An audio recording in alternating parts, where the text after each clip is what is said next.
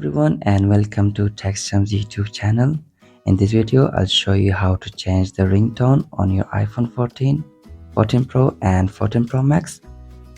So if you want to change the ringtone of your iPhone 14, follow the steps here. First, go to the settings app, then scroll down, tap on sounds and haptics. Now tap on ringtone here, and you have the available ringtones here. You can select any of them you want. So select any of them you want.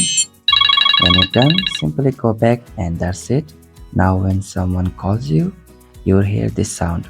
So that's it. Thank you for watching and don't forget to like and subscribe.